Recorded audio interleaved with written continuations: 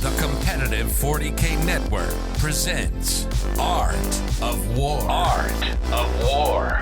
Strategy and tactics. Discussions with the best players on the planet. Now your host, Nick Nanavati. Hello, everyone. Welcome back to another episode of the Art of War podcast. I am your host, Nick Nanavati, and this week we are joined by a very, very special guest today, Matt Lorah. Matt, how are you doing? I'm doing great. Just finished recovering from all the jet lag. Yeah, all that jet lag from traveling to the Las Vegas Open, which you took down single-handedly in the most stylish fashion I have ever seen with a Monolith. That is what we're here to talk about, folks. Matt Lorah is the winner of LVO, and he did it with a Monolith. I mean, what more needs to be said? Congratulations, Matt. Thank you. It's one of my favorite models from the Necron range, and it finally being usable is great news. A little more than usable. It seems like you are using it to completely destroy people, but we're going to get into all that. This is part one of a two-part show, folks. So in part one, we're going to talk about Matt. We're going to get to know him as a person, as a player, what his playstyle is, what learning the new Necron Codex in just a matter of months has been like, that journey, not playing 18 rates. You know, there's kudos, bonus points for that. And basically, we're going to talk about this list. We're going to talk about what he took to LVO and in broad strokes, how it works.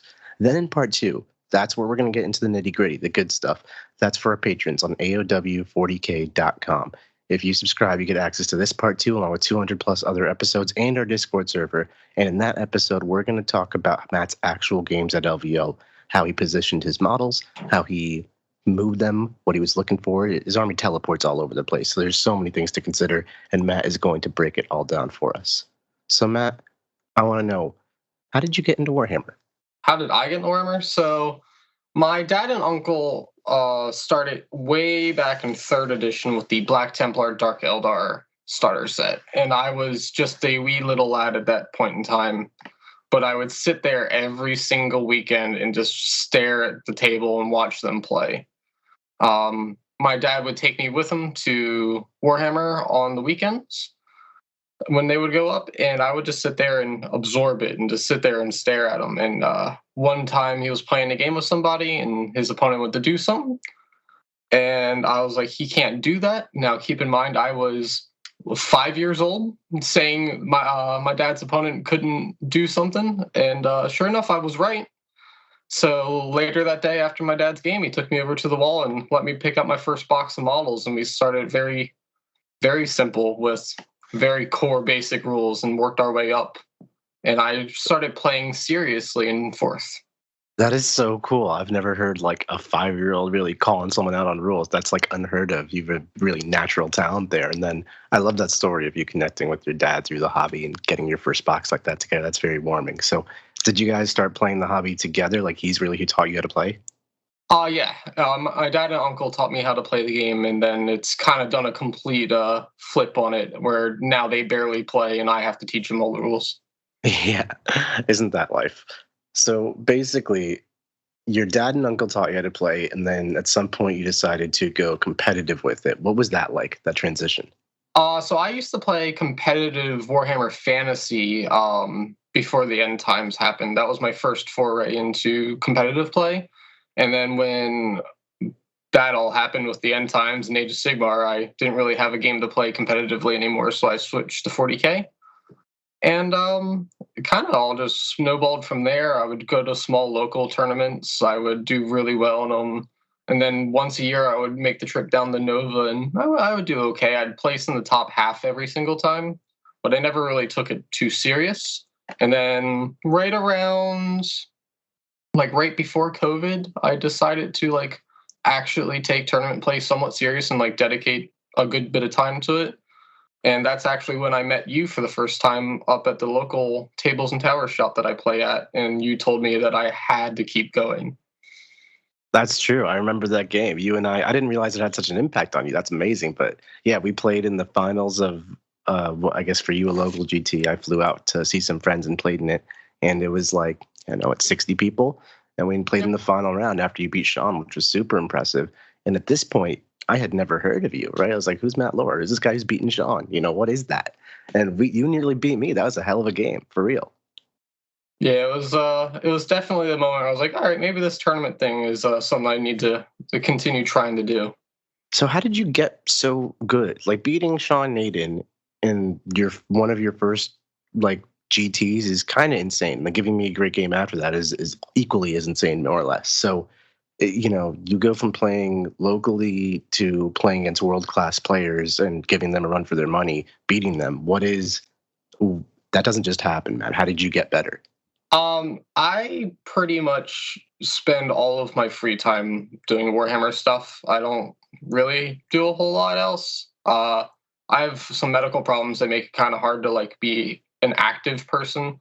So I'm not one that's like walking around and jogging and doing hikes and stuff. So I'm kind of just stuck in the house a lot. So you end up doing a lot of math.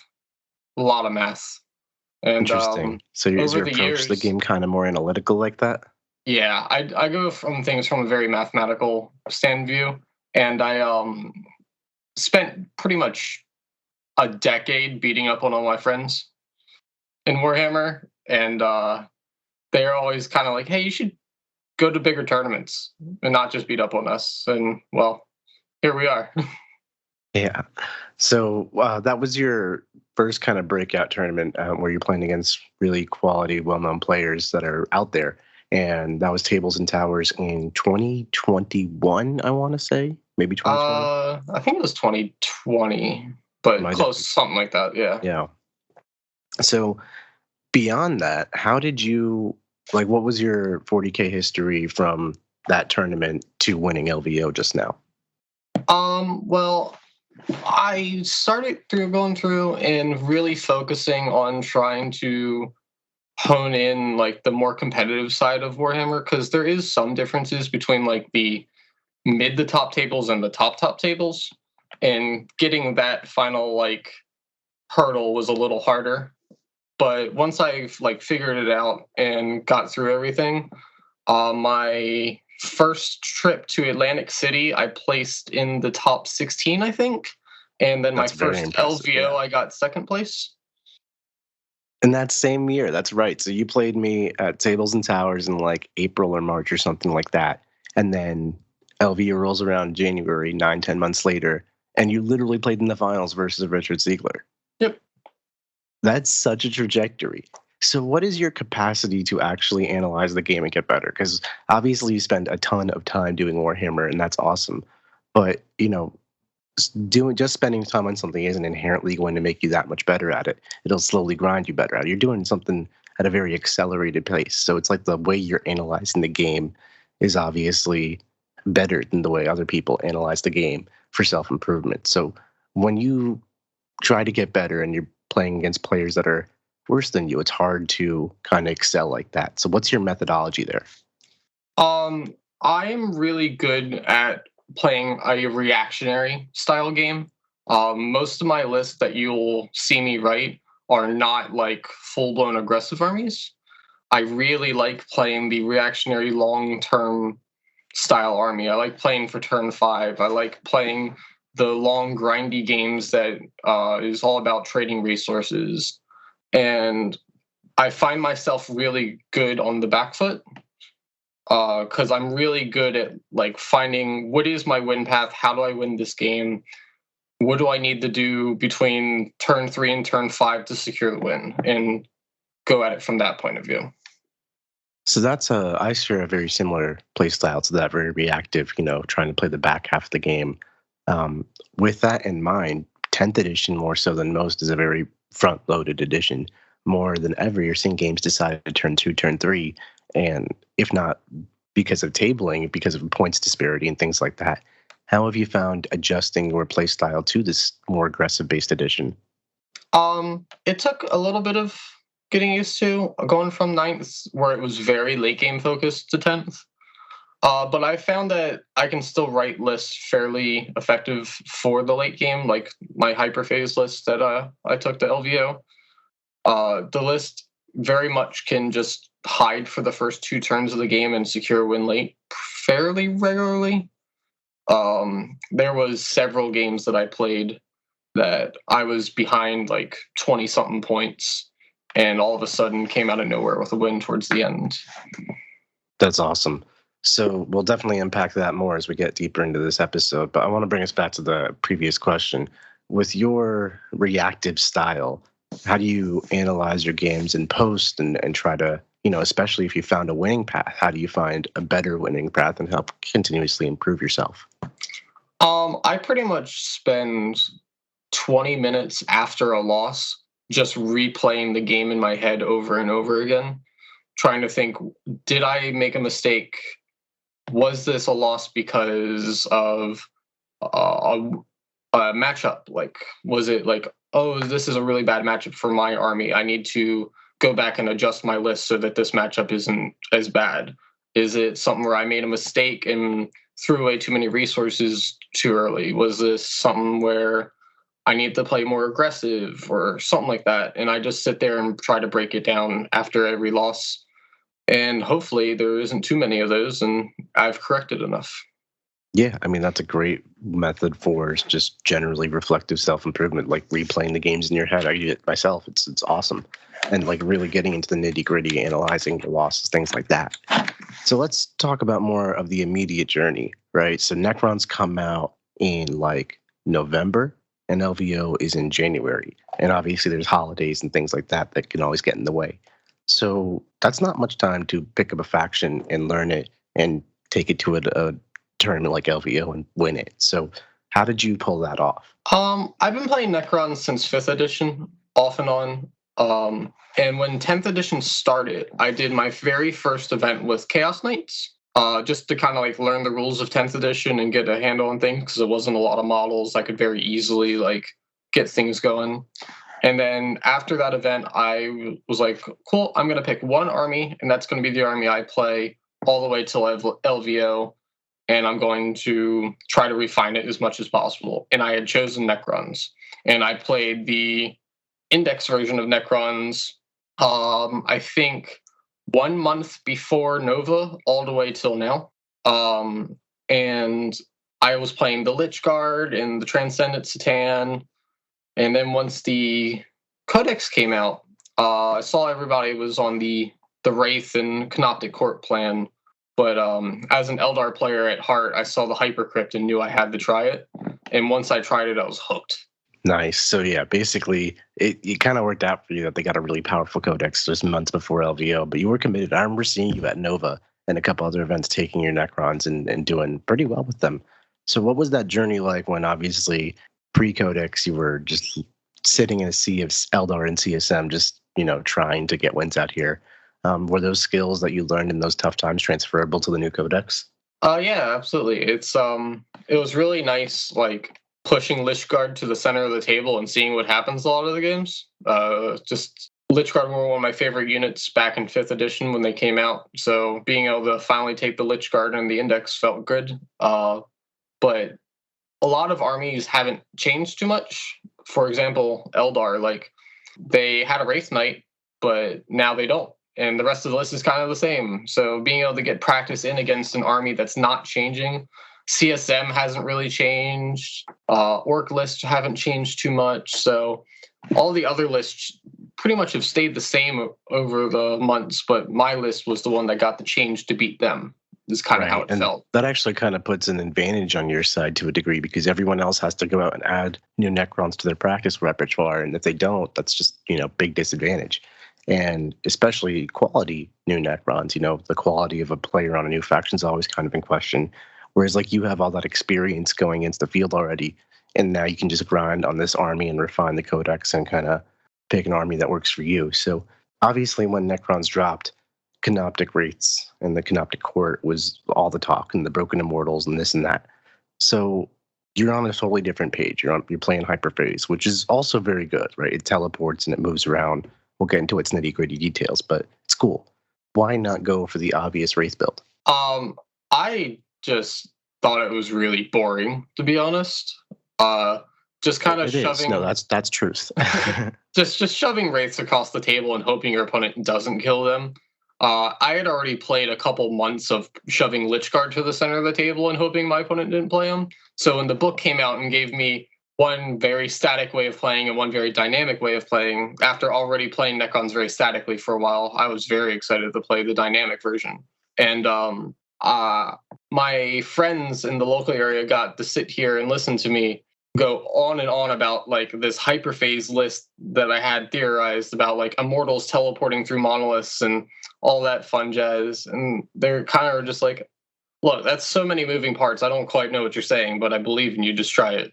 And that worked, I mean, clearly. So, I mean, that's really what we're here to talk about. Matt, could you walk us through kind of line by line what the army list you took to LVO was? Yeah, so it is a Hypercrypt Legion detachment with Imhotep the Stormlord as the warlord. I then had 2 Satan, one being the Nightbringer, one being the Void Dragon. I had a Luminar Xeris, 2 Chronomancers with some enhancements, a Plasmanter with some enhancements, 3 Bricks of Immortals, 2 Scarab Swarms, a Deathmark squad, 3 individual Locust Destroyers, and a Monolith. Nice. So we're going to get into the details of what exactly this does, but it's got a lot of moving parts. It's got so much going on. Like, I don't even know where to begin with it, but why don't you just break down the strategy to this army? Like, how does it generally play, and what's your design philosophy here? Yeah, so with the army, the Satan kind of like hold hands and go to the center of the table. I'm not really trying to fight for the whole midboard, but 2 Satan can pretty well fight for one midboard objective against almost any army. So those 2 Satan are pretty much running up to one of the midfield objectives and kind of just holding it all game. And if they just sit there and hold it all game, I am perfectly okay with that. Illuminator Xeris with his lone op is really good at holding a home field objective against a shooting army. And then the Immortals and the Monolith are actually the key parts of the army. The Monolith and Immortals are all teleporting around and picking apart my opponent's objective playing pieces as much as possible, while the rest of the list is going around scoring secondaries. With the Hyperphase being able to jump around, they can score almost any secondary immediately. It is wild how fast you can score. So the Hyperphase detachment rule is basically you get to, at the end of your opponent's turn, pick any 3 of your units that are not engaged and then put them back into reserve. And then most of your units have deep strike, so they can just come in pretty much wherever they want in the next turn. It's very similar to Grey Knights. Is that the idea?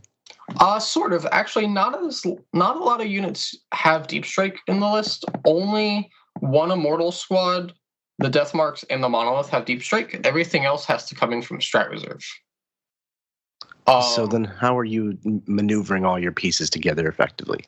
So that is where the Chronomancers and the Monolith come into play. So the Chronomancers, after their unit shoots, gets to move 5 inches. So even if they do walk in from an edge, they get to come in wholly within 6 of an edge and then move another 5.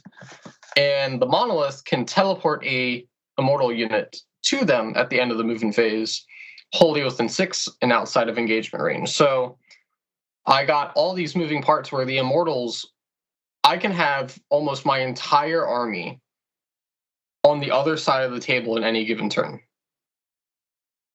That is pretty insane. So basically, you have 2 units of Immortals with Chronomancers that are going to come in from strategic reserve. They're going to shoot something, and then they're going to move 5 inches again. So basically get 11 inches on either side of the table. Then you have the ability to use your Monolith and teleport that somewhere, and then bring Immortals through that Monolith portal even closer to the enemy. Yep. And then, do you have any stratagem support for this as well? Yeah, so I have the 3-inch away, I think it's called Cosmic Precision. So I can have any unit that is in Hyperphase or Deep Strike come in 3 inches away from enemies. And then I can combine that with the Monolith portal. I can combine it with the Chronomancer's scooting ability, so I can Deep Strike 5 away, or 3 away with a Chronomancer unit, because one of the Chronomancer units have Deep Strike. And then move 5 inches after. It's very, very hard to screen me out. Pretty much in every single game, I was able to get in my opponent's backfield if I wanted to.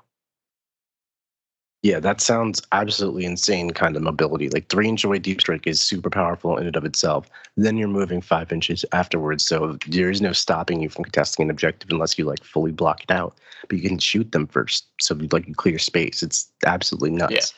The kind of tricks you can pull with this is kind of overwhelming. What are some of your go-to playbook moves with this army, if you will? So I can have the Monolith Deep Strike 3-way, get an Immortal unit out, wholly within 6 and an inch away from enemies, and then shoot and move 5. So I can get on an objective whenever I want, pretty much. I got capture enemy outposts most games at LVO, and I was able to get capture enemy outpost almost every single game I drew it on the turn I drew it. Most notably, like in the finals, I drew capture enemy outpost turn 1, and I got capture enemy outpost turn 1. You can go that's in. terrible, right? Like that's absolutely insane kind of mobility. So the only thing I'm thinking could stop this, right, is the Monolith is pretty enormous in and of itself. So you could make that, even with 3 inch away, not that effective to place if you're playing a numerous enough army. Has anyone tried that kind of tactic against you? You can absolutely try it. It doesn't work as well as you would think, because I can always just have the Monolith come in 9 away, and then have a unit come in within 6 of the Monolith, and then that unit's sort of coming in 3 away, and then have a different unit come in 3 away. So I can almost have like 2 units always coming in 3 away. And the Monolith has towering, so all it has to do is deep strike touching a terrain piece, and with how large it is, it can usually shoot through it. So it's really hard to stop the Monolith from doing just whatever it wants, whenever it wants. That is absolutely crazy. I didn't consider combining the strats in different combinations to get 2 units showing up so close, and the Monolith being towering is a whole different dimension, just tagging terrain and seeing right through it like it's 9th edition. It's nuts. So talk to me about how what the firepower is coming out of these things. Like, what does a Monolith even shoot?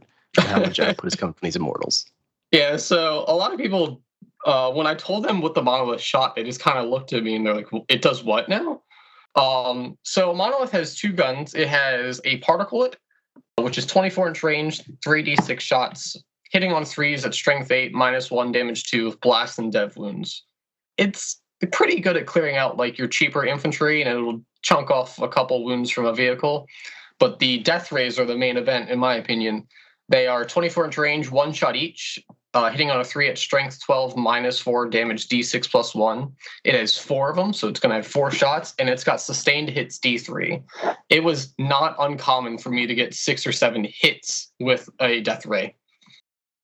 Oh my god, yeah, that 6 or 7 hits on strength 12, AP 4, d6 +1 is painful. Yeah, it picks up stuff. It's hilarious. And the funny part about the Monolith is it's good in combat too, and nobody remembers it. Monolith's good in combat. What does this thing do in combat? It's got 6 attacks that hit on 2s at strength 8, -2, damage 3. That's like a demon prince. What is this thing? It sucks you through the portal. It sucks you through the portal. That's so cool. I mean, in a terrible way. So, okay, the Monolith is some nice anti-tank shots, which I imagine this army really needs, because aside from that, Immortals aren't doing it. Your Satan are good at it, for sure, but they're only in so many places at once, and they're mostly combat-oriented. So I like that you can basically take an anti-tank piece and just put it somewhere and just shoot a tank and pretty much pick it up. That's really nice. Yeah, it's pretty hard to hide from a Monolith, especially with the 3-inch deep strike thing. I don't think there was a turn where the Monolith wasn't shooting something that I wanted it shooting in any game. So what's the defense on this thing? How tough are we talking? It is toughness 13 with 22 wounds and a 2-up save, and I can spend 1 CP with Hypercrypt to give it a 4-up invulnerable save. Ooh, that is not easy to kill. It's really funny when you look at your opponents and like, yeah, your Bright Lances and Las Cannons wound on 5s. And that's horrible. If you're not like packing lethal hits like CSM, it's just not going to go down. Yeah, it's not uncommon for it just to be alive at the end of the game. Well, I watched your final game where it lived through Wraithguard shooting it, Fugan shooting it, and Incarn charging it. So I think that speaks for itself. Yeah.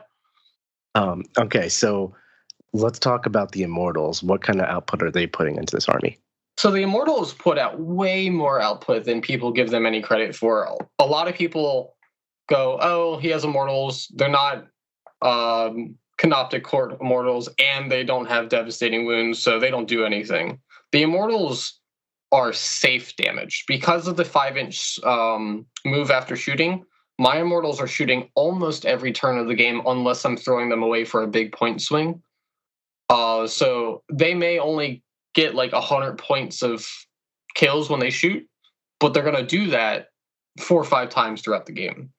So I have 20 Immortals with Gauss and Chronomancers. They will be putting out 20 shots at strength 5, -1, damage 1, and they get full rerolls to wound against people on objectives.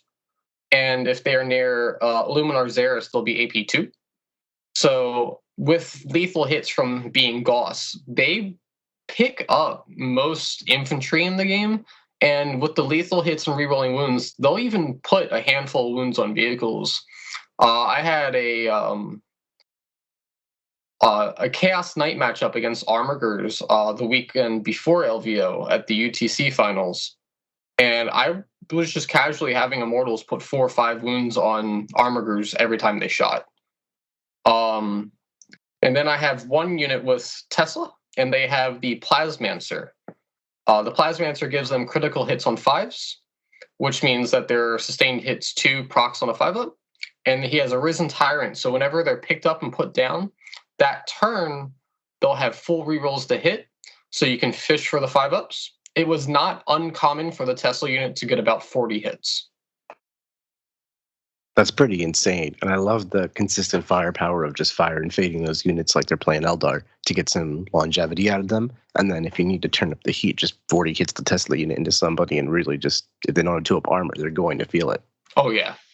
Yeah, the Tesla unit I would comfortably put into a Marine unit and be like, oh, they're probably going to lose about 6 to 7 Marines. Yeah, no, for real. 30 saves is 10 wounds. That's a lot of dead Marines. Yep, and then you also got the Plasmancer, who has like 3 shots at strength 7, -3, damage 2, and the mortal wound thing that he does, he kills an extra like 2-3 Marines usually. Right. So your Immortals are kind of just pieces to help you go for mission play, and you kind of mentioned that earlier. They're basically units that can go wherever they want, whenever they want, and they can beat up other troop units pretty well, like Space Marine troops, and anything below that is basically getting eviscerated by quantity of shots. So when you send Immortals like on an aggressive attack to your opponent's side, maybe capture enemy outpost, of course, but just like an objective contest, are you expecting them all to die after that? Not necessarily, depending on how ham I went. I have a stratagem for 2 CP where if you attack an infantry unit, I can immediately teleport them after you're done resolving your attack, as long as you kill a guy, to the Monolith. So as an example, this happened in one of my games. I teleport the Monolith on your flank and shoot and blow up a tank. I then teleport with the 3-inch away teleport my Immortal unit with Gauss, and Chronomancer move onto your objective to get captured an outpost. You respond by moving a unit to shoot him, and another unit to charge him. The first unit shoots me, kills 3 guys. I then go, cool, I'm going to spend 2 CP, pick them up immediately, and put them all the way over by the Monolith safe behind a building. And then they get to teleport next turn for free. Right, it's a pretty big problem. You can't really set up in the traditional sense. Do you find that it's easy for people to kind of feel gotcha'd by this, or are you like very upfront in explaining that there's so many tricks and reminding your opponent about that stuff? I've tell my opponents in depth what my army does at the start of the game several times. I go over my stratagems, how they work, how they interact with each other. I go over the Chronomancer's scooting and how I can chain the teleports with the scooting and everything. I pretty much tell them, like, if I need to capture a specific objective marker on the table, I can do it almost at any given time. Yeah, right. So when you're going through it and all that, you're playing your games, you're Satan. Talk to me about that. You said they kind of wander off to an objective and just hold it. Is that like a specific center objective, or like a normal natural expansion objective, further objective? So that work? Normally I try to have it be the objective marker closest to the center, unless the matchup says that's a really bad idea, and then they go for one of the side ones. But most of my stuff comes in from strat reserve, so it wants to be coming in from the sides.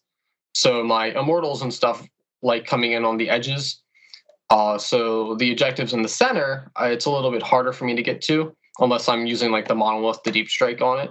So a lot of the times the Satan, that's kind of their job, is to sit as like bouncers in the middle of the table and try to keep my opponent from just free farming points all game.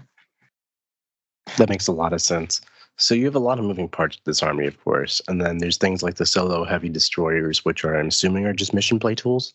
They're actually just the locust destroyers, not the heavy destroyers. But yes, they are just little mission pieces. They're 30 points. They have a okay gun that can scare a intercessor, but outside of that, it's not really doing much. Right.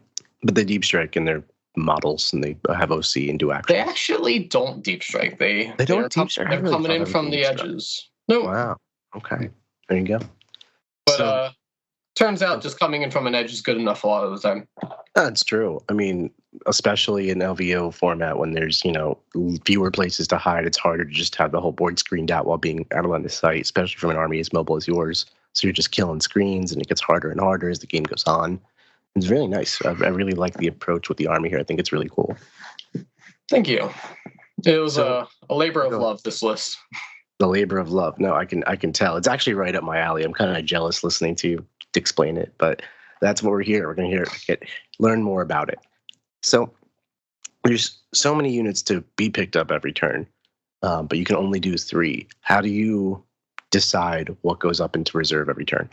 So I actually can do 4. I have the Dimensional Overseer enhancement on one of the Chronomancers, which as long as he's alive, he can be in reserve or wherever. He just has to be alive. I can pick up 4 units a turn. The Monolith is almost always being picked up if it can be. Just having the extra maneuverability and the threat of the Monolith being able to be literally anywhere is a very important thing. Outside of that, I'm picking up usually 2 of the Immortal squads, and then either the Death Marks or a Destroyer as the 4th. And the reason why I only need to pick up 2 Immortal squads is one gets to then walk out of the Monolith. So I'm kind of picking up 5 units a turn if you think about it. That's pretty insane. Is there like a flow chart? Is 5 units per turn basically everything? I mean... If I go second and on turn 1, the units I pick up are the Immortal unit with Deep Strike, the Death Marks, and the Monolith, because those are the only things with Deep Strike, and therefore the only things that can come in turn 1. From there, it's all about trying to get the Immortals into positions. Xeris sometimes teleports around. Xeris is infantry, so then can therefore come out of the Monolith, which catches people off guard sometimes.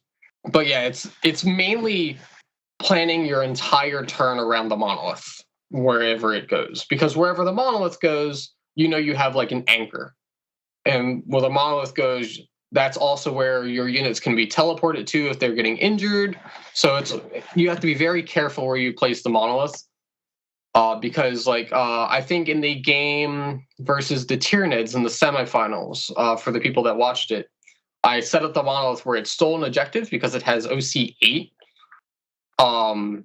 And I also had it so the corner of the Monolith was within 6 inches of the other side of a wall, so that when he shot one of my Immortal units within a strat reserved Exocrine, I immediately after the first Exocrine shot picked up my Immortals and put them to safety. That's pretty nuts. I mean, there's just plays on plays on plays with this army. Well, how on a more strategic level, how do you determine what tempo to take it at? Like, you can take this army super aggressively, put the Monolith in deployment zone turn 1, and I've watched you do that on stream. You also say you take this more reactive approach, play that turn 3, turn 4, turn 5 life. How do you decide? So it all depends on how fast I think I'm going to hemorrhage resources against armies. Against some armies, they have a very hard time actually killing me and catching me. So against those armies, I can just slowly pick them apart and whittle them down as the game goes. And then other armies that are very fast, like Eldar, World Eaters and stuff, I can play a little bit more aggressive and try to kill their key pieces early and do the whole trade style from the get-go. It allows me to have a lot of flexibility with the playstyle. It's all about looking at the table and going, all right, am I going to win this game if I just draw it out, or am I going to hemorrhage resources too fast and lose in the late game? And if I think it's the latter, then I go aggressive and try to trade upwards as fast as possible in points or kill points, and just hope that I can get a lead early in the game, like I did in the Eldar matchup. Right. Are there certain missions that are more favored or less favored for this army? I mean, it's so reactive and all over the place. It's hard to kind of take it for as a normal army. I wouldn't say it has any specific awful ones. It doesn't love scrambler fields. Scrambler fields is one of the mission rules where people can't come in from reserves or infiltrate onto objective markers.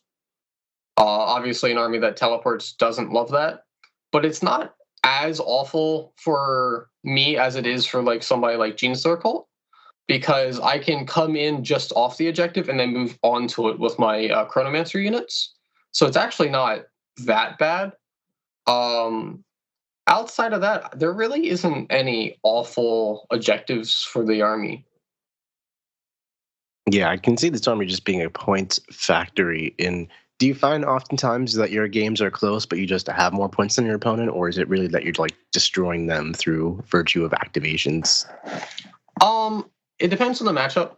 There is some matchups where it's very evident that my army just completely destroys them. For example, like a really well played like Custode army is going to have a hard time into mine. Like Custodes are not that fast. They don't have a lot of good range. So it's really hard for them to interact with my army. I actually had to play Custodes round 2 at LVO, and there really just didn't feel like there was anything my opponent could do about the situation. Right. You have to have a certain amount of tools and a certain approach to the game to be able to play against your list for sure. And that's really what we're going to unpack in part 2, was kind of like how your games went and what could be challenging for this army. It sounds like it's going to be one of the new menaces on the block, thanks to you, Matt. So we're going to have to figure out what to do about it. Well, the good news is it's not the easiest army to play. So if it is a menace, people are going to have to learn how to play it, or they're going to sink while trying to swim. That's super true. It's got so much depth to it that it is a really skill-intensive army. And while it sounds so powerful and so just put your guys on the objective, capture enemy outpost turn 1, like it really is not that easy in person, I promise. So kudos to you, Matt, for coming up with such a beautiful army, running a monolith, maximum style points, capturing enemy outpost turn 1. I mean, I really like it. I think it's very cool. I think you did a great job. Well, thank you. I don't know if I'm going to keep playing Necrons or if I'm going to swap to a different army. I don't usually end up playing the same army for far too long. I like to keep it fresh and playing different armies, but I'm definitely enjoying Hypercrypt, so I wouldn't be too surprised if I play them for a couple more months. Yeah, we shall see. Well, thank you so much for coming on the show. Listeners, thank you so much for listening. We're going to get into the good stuff, the matchups, the placements, the tactics, and the strategies that Matt employed to win the Las Vegas Open. You can catch that episode on AOW40k.com. That is our Patreon. That is where we have part 2 of this episode, along with so many others, and our Discord server. Matt, thank you so much for coming on. Yeah, absolutely. Anytime. And listeners, we'll catch you later. Like what you just listened to? Check out Art of War Down Under and Art of War Unbroken on the competitive 40K network. The Art of War 40K.com.